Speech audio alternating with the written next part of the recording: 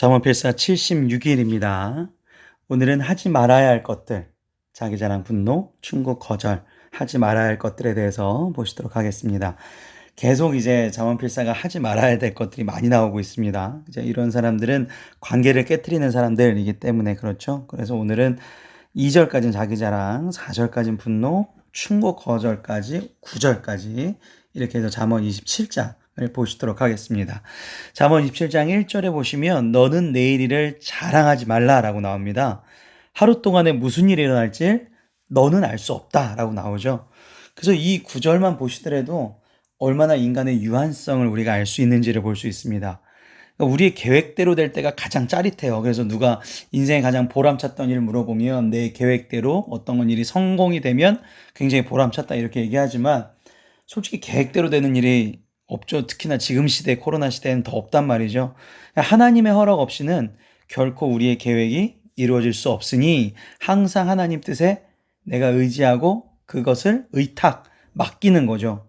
그러니까 성도라는 것은 내가 자립적으로 혼자 인생을 살아가는 것이 아니라 내 계획이 중요한 것이 아니라 하나님의 나를 통한 의도하심. 그거를 오늘 하루하루 깨닫는 것이 제일 중요한 일입니다. 그래서 우리가 아침에 일어나서 오늘 또 날 통해서 어떻게 쓰기를 원하십니까? 운전을 하고 가면서도 오늘 날 또 어떻게 인도해 주실 것입니까? 하나님 앞에 질문을 던지는 게 굉장히 좋은 기도가 되겠습니다. 2절입니다. 타인이 너를 칭찬하게 하고 내 입으로는 하지 말며 외인이 너를 칭찬하게 하고 내 입술로는 하지 말지. 그러니까 다시 말하면 자화자찬하지 말아라 라는 얘기거든요. 자화자찬, 내 스스로 내가 우수하다고 생각하는 순간 교만이 될 수 있고 하나님의 영광을 가로챌 수 있다. 그러면 내가 항상 뭐 안 좋은 것만 보고 살아라. 그거 아니죠. 그죠? 하나님의 날 쓰심에 감사한 거죠. 그러니까 자화자찬을 하지 말고 내가 잘하는 거, 물론 잘하겠지만 그 잘하는 것이 하나님께서 주신 것이라는 걸 잊지 않는 것이죠. 그러면 감사로 바뀝니다. 교만이 감사로 바뀌죠. 3절부터 4절까지는 하지 말아야 할 것 중에 분노에 관련된 얘기가 한 번 더 나옵니다. 돌은 무겁고 모래도 가볍지 아니하거니와 미련한 자의 분노는 이 둘보다 무거우니라. 그러니까 돌이 무겁죠. 근데 모래도 가볍지 않대요. 이게 무슨 얘기냐면 내가 힘들 때는 돌뿐만 아니라 모래도 버거울 때가 있어요. 그러니까 별것도 아닌데 왜 우리가 예민할 때 우리 아이나 혹은 내 이제 남편이나 부인이 어떤 일을 하면 갑자기 확 화가 난단 말이죠. 그러니까 이런 힘들 때 이런 모래도 가볍지 않은데 미련한 자의 분노, 내가 힘들어할 때 내 옆에 있는 사람이 미련한 자이면 그 사람이 분노를 하면 이 둘보다 내가 더 힘든 거예요. 그러니까 돌보다 모래도 무거워 죽겠는데 얘까지 더 난리를 치니까 내가 육체적인 피로가 더 오는 거죠. 그래서 내가 힘들 때는 내 옆에 어떤 사람이 있으면 제일 좋을까요? 나를 힘을 줄 수 있는 사람. 그게 쉽지가 않습니다. 세상에서는. 아무리 뭐 아내를 사랑하고 뭐 섬기고 이런 얘기를 하도 들어도 이 여자가 좀 이렇게 얘기하면 그렇지만 시니컬하게 굴거나 이 남편이 나한테 좀 이렇게 삐딱하게 굴면 나도 화나게 되는 게 세상의 법칙이죠. 근데 우리가 지혜로운 자는 어떻죠? 지혜로운 자는 그 사람을 위해서 희생하고 그 사람을 섬기는 거죠.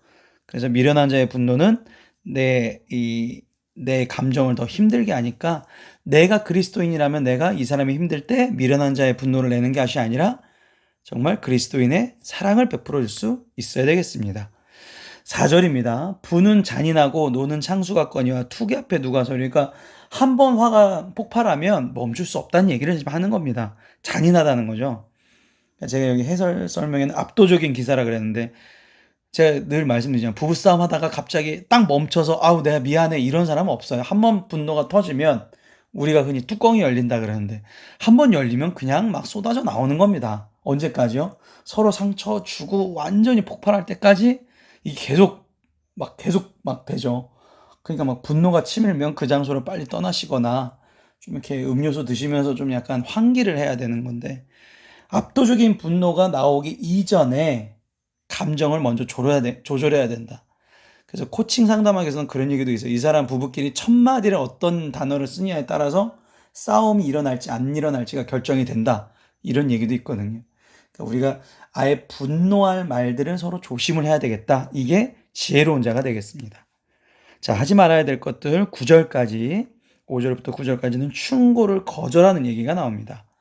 5절 면책은 숨은 사랑보다 나으니라. 그러니까 이 면책이라는 게 이제 어떻게 보면 비판할 수 있다라는 얘기인데 처음에는 그런 충고가 조금 듣기 불편하죠. 당연히 칭찬받고 싶은 게 인간의 마음인데 그런데 차라리 이 사람을 사랑한다는 미명 아래 질책을 숨기고 그냥 넘기는 거는 정말로 나쁜 일이라는 거죠. 충고하는 것이 더 깊은 사랑이라는 거예요. 그냥 넘겨버리는 거예요. 그냥 다. 우리가 아이들 양육할 때도 잘못한 건 지적을 해야 되죠. 숨은 사랑보다 더 나으니라. 이게 이제 숨은 사랑이 되겠습니다. 6절입니다. 친구의 아픈 책망은 충직으로 말미암은 것이나 원수의 잦은 입맞춤은 거지에서 난 것이라. 비교가 딱 되죠. 어떻게 보면 아픈 책망이 더 싫은 것 같지만 이게 더 참된 사랑의 동기죠. 이 사람을 위해서 하는 얘기니까. 근데 이제 원수의 잦은 입맞춤은 가식적인 것이죠. 7절 배부른 자는 꿀이라도 싫어하고 줄인 자에게는 쓴 것이라도 다니라. 그러니까 내가 좀 어느 정도 이제 살만해요. 교만해진 사람은 아무리 좋은 충고를 해도 받아들이진 않죠. 어느 때 설교가 가장 은혜롭냐면요. 진짜 내가 죽을 것 같을 때. 그때 진짜 내가 어느 순간 딱 말씀드렸는데 갑자기 위로가 오고 막 뜨거운 게 올라오고 성령의 충만함이 느껴질 때가 있거든요. 고향을 떠나 유리하는 사람은 보금자리를 떠나 떠도는 새와 같다. 그러니까 이게 마땅히 내가 어느 정도 충고를 받아야 돼요. 그래야지만 이 땅에 정착할 수 있는 이제 어떻게 보면 이제 뿌리 같은 걸 내릴 수가 있는데 마땅히 충고를 받아들이지 못하면 계속 떠돌게 될 수 있다라는 거죠. 그러니까 항상 칭찬만 듣고 항상 좋은 소리만 들으려고 하는 사람은 이 떠돌이가 될 가능성이 높습니다. 이 사람이 하나님의 보금자리, 하나님의 일을 하려면 도리어 충고를 더 잘 들어야 된다라는 얘기입니다. 마지막 9절은 이런 얘기를 해요. 기름과 향이 사람의 마음을 즐겁게 하니까 옛날에는 손님이 오면 향 같은 거를 막 이렇게 섞어서 발로 씻어주고 막 이랬단 말이에요. 이런 친구의 충성된 권고가 이와 같이 아름답다라고 얘기를 하는데 이 사람이 정말 친구의 충고를 받아들이려고 마음이 열린 사람은 이 친구의 충고를 통해서 자신의 삶을 더욱더 기름과 향처럼 아름답게 바꿀 수가 있다라는 얘기를 하는 것이죠. 안 그런 사람은 아까처럼 반대죠. 계속 떠돌 수밖에 없는 사람. 그러니까 우리가 하나님의 얘기를 들을 때 혹은 내가 하나님의 사람들한테 얘기를 들을 때 혹은 하나님의 뜻을 구할 때 항상 내가 그것을 잘 받아들이려고 하는 마음. 이게 기본적인 조건은 뭐냐면요. 내가 교만하지 않으면 받아들일 수 있습니다. 아, 내가 좀 부족할 수 있지. 내가 틀릴 수도 있지.